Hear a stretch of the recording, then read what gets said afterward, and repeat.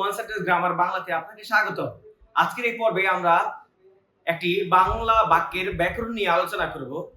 বাক্যটিতে দেয়া আছে রাকিব খুব সকালে ঢাকা যাবে। আমরা জানি এখানে হচ্ছে রাকিব খুব সকালে ঢাকা যাবে।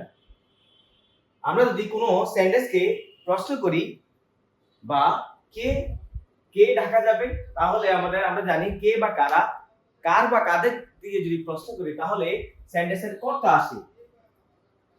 আচ্ছা, তাহলে আমরা প্রশ্ন করেছি যে কে ঢাকা যাবে, তাহলে উত্তর হচ্ছে রাকিব। তাহলে রাকিব হচ্ছে আমাদের কর্তা।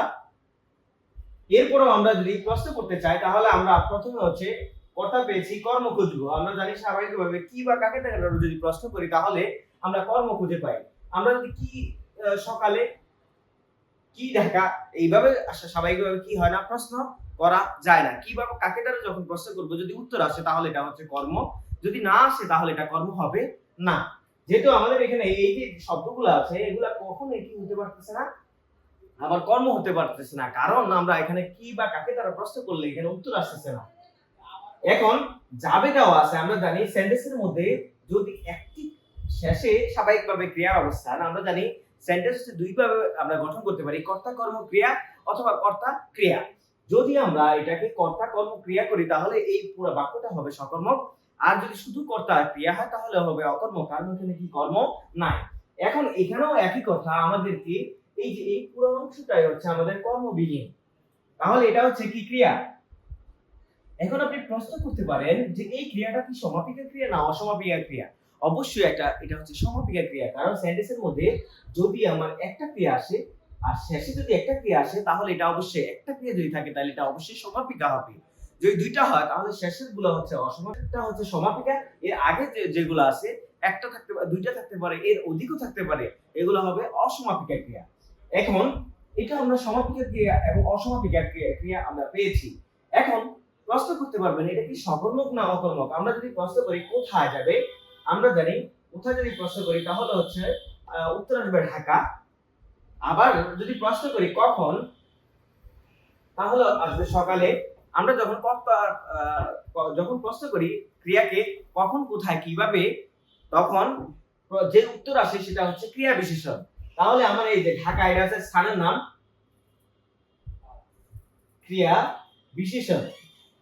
যেহেতু আমরা কোথায় প্রশ্ন করেছি তাহলে আমরা জানি যদি কখন কোথায় কিভাবে প্রশ্ন করি তাহলে এটা হচ্ছে ক্রিয়া বিশেষণ হিসেবে আসবে।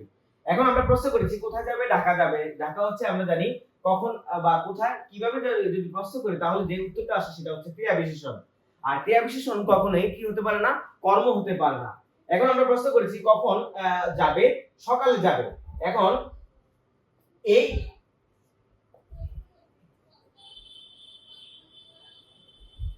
আচ্ছা, যেহেতু আমরা এখানে কখন দিয়ে প্রশ্ন করেছি, কখন দিয়ে প্রশ্ন করার পরে আমাদের উত্তর এসেছে সকালে।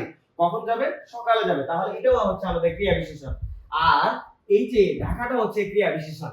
এখন আমরা প্রশ্ন করতে পারি এই যে খুব, আমরা জানি স্বাভাবিকভাবে নাউনের আগে স্বাভাবিকভাবে হচ্ছে আমাদের অ্যাডজেক্টিভ বসে। অ্যাডজেক্টিভের আগে অ্যাডজেক্টিভও বসতে পারে অথবা অ্যাডভার্বও বসতে পারে, কিন্তু অ্যাডভার্বের আগে কখনোই কি বসবে না, কোনো অ্যাডজেক্টিভ বসতে পারবে না। যদিও আর্টিকেল বসতে পারে, কিন্তু যদি কোনো অ্যাডজেক্টিভ এর আগে যদি কোনো শব্দ বসে তাহলে এটা অবশ্যই, আর্টিকেল ছাড়া যদি কোনো শব্দ বসে তাহলে এটা অবশ্যই অ্যাডভার্ব যদি হয় তাহলে আগে অ্যাডভার্বই বসবে।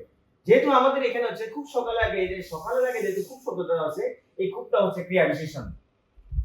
এখন এই যে আমাদের হচ্ছে খুব সকালে এই যে দুটো শব্দ, এই দুটো শব্দকে আমরা কি বলবো, আমরা ইংরেজিতেও জানি বাংলাতেও জানি, যদি পাশাপাশি দুইটা শব্দ একত্রে আসে তাহলে এটাকে আমরা বলি, ইংলিশে বলা হয় ফ্রেজ, বাংলাতে বলা হয় বর্গ, আবার গুচ্ছ অনেকে বলে। যেহেতু এখানে খুব সকালে এই দুইটা শব্দ এসেছে, এই দুইটা শব্দকে আমরা একত্রে বলতে পারি, যেহেতু এটা ক্রিয়া বিশেষণ, ক্রিয়া বিশেষণ, যেহেতু দুইটা শব্দ এজন্য এটা কি হয়েছে, ক্রিয়া বিশেষণ বর্গ হয়েছে। রাকিব খুব সকালে ঢাকা যাবে, এই সেন্টেন্সটা হচ্ছে একটা, এই বাক্যটি হচ্ছে একটি বিবৃতিমূলক বাক্য। এই বাক্যের মধ্যে স্বাভাবিকভাবে হচ্ছে আমরা কর্তা ক্রিয়া পেয়েছি, আমরা কর্ম পাই না, এটা এই জন্য এটা সকর্মক নয়, এটা অকর্মক। আর এখানে একটা ক্রিয়া পেয়েছি এই জন্য এটা হচ্ছে সমাপিকা ক্রিয়া। আশা করি এই অংশটি বুঝতে পেরেছেন। একটা জিনিস মনে রাখতে হবে যে কখনোই বাক্যের কর্ম হতে পারে না, এটা অবশ্যই কর্মের জায়গায় আসবে। ক্রিয়া বিশেষণ সবসময় কর্মের জায়গায় আসবে, কিন্তু এটা কখনো হতে পারে না। আশা করি এই আলোচনাটি বুঝতে পেরেছেন। যদি আপনার পছন্দ হয় তাহলে একটি লাইক করবেন, একটি কমেন্টস করবেন এবং একটি শেয়ার করবেন। আশা করি। আসসালামু আলাইকুম ওয়া রাহমাতুল্লাহ।